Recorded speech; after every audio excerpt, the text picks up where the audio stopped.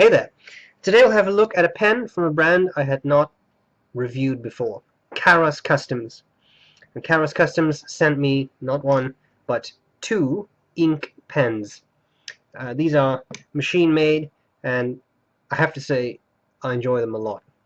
I'm going to cover the parts of the pen, tell what I like about it, what I don't like about it, and then I'll do a writing sample. Now I have two, as you can see, gold and black. Gold and black. This is gold, that's black. And the reason I want to show them, now I'll just show you the black one here. This has a copper section. You can customize that. So when you go to the website and you order, you can indicate what material you want to have on your pen, the section, which is really nice. Okay, so let's have a look at the whole pen. As you can see, gently tapers down, a very industrial look. You can see that when you look at the top of the cap, the finial here, you can see that clip coming out rather nicely, and then you have these two, well, it's not really rivets, but these two screws in there. You have this very angular clip, which is really stiff, but I think it should serve its purpose. You have a little groove right there. That's all cap. It goes down to the barrel, end of the barrel. There's nothing. Unscrew the pen, and you have this section. The nibs are Schmidt, which you can see there, and then when you unscrew it, it comes with a converter, simple Schmidt converter. Does its job, nothing wrong with that. And that's pretty much the entire pen. Now the section is, I guess, yeah, hourglass shaped, you could say. It tapers down, then it flares out a bit. That's pretty much all there's to it. The nib comes in a nib collar. You can unscrew the nib collar and take out the whole nib unit to clean it or whatever. This has a broad nib on it, and so far my experience with it has been pretty good, actually. It is aluminum, but it is not super heavy. Nicely balanced. If you want, you can post it. Then it becomes very big, definitely top heavy. Doesn't post very deeply, but for me, this is very comfortable to use unposted. This has a broad nib, as I said. It's a nice nib, simple Schmidt nib. It's not the smoothest nib I've ever used. It's definitely not scratchy. It just does its job. Also, same thing with wetness. It is definitely not a gusher, but it's not very dry either. Just a very normal, simple, good flow.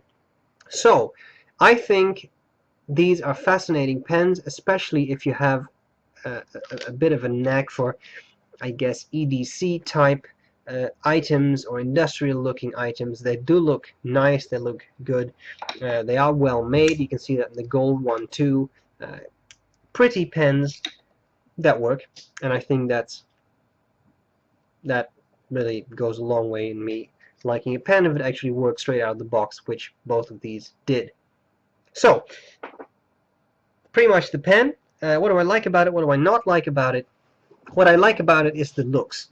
I can imagine how the looks are not for everyone. If you have a business meeting, maybe you want something a bit more classic looking. I'm thinking black with gold highlights, etc.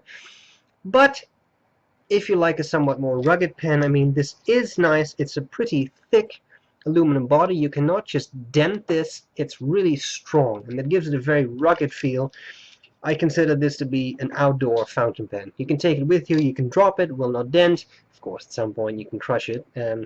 But in principle, very nice, reliable, heavy, not so much heavy, but robust, I should say, pen. I very much enjoy that. Things I don't like about it, well, the design, I think, is a double-edged sword. Not everyone will enjoy this. I do, but not everyone will. It may depend on the situation, the context too. The nib, well, it's not the most spectacular nib in the world, but it does what it's supposed to do. You can tweak it yourself, of course, if you want. It is a simple steel nib, so it shouldn't be too difficult. And I think that's pretty much all I can say about the pen. I enjoy it. It's a fun pen that does precisely what it's supposed to do.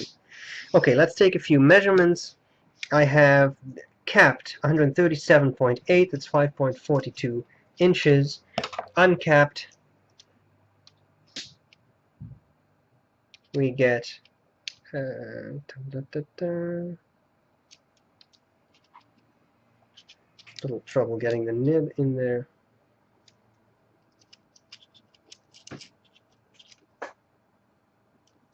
There we go. 126.4, that's 4.97 inches. Section diameter is 9.5 millimeters, that's 0.37 inches. 10.4 to 0.41 of an inch in diameter of the section maximum. And then weight, with about half a converter full of ink, I get 50 grams. That is very heavy. I have the feeling my scale may be off a little bit because I don't think this is a 50-gram pen, but in any case, as I said, it does feel rather robust. Okay, writing sample next. Thanks a lot to Karos Customs for sending me these pens. I very much appreciate it. We'll make them right next. I hope this was useful, and I'll gladly see you later. Bye-bye. Alright, so here we go with this pen from Karos Customs, and I think in the review I didn't even tell you that, but it's called the Ink. So, oops, hard start there. Karos Customs ink, and this is the broad, and the ink, not the pen, but the ink in the ink, is Diamine Ancient Copper. Burnt sienna. Someone here says, she shakes her head very disapprovingly and says, no, it's burnt sienna. So this is not ancient copper, it is in fact burnt sienna. Alright, there we go. The quick brown fox jumps over the lazy dog. Nice writing, smooth.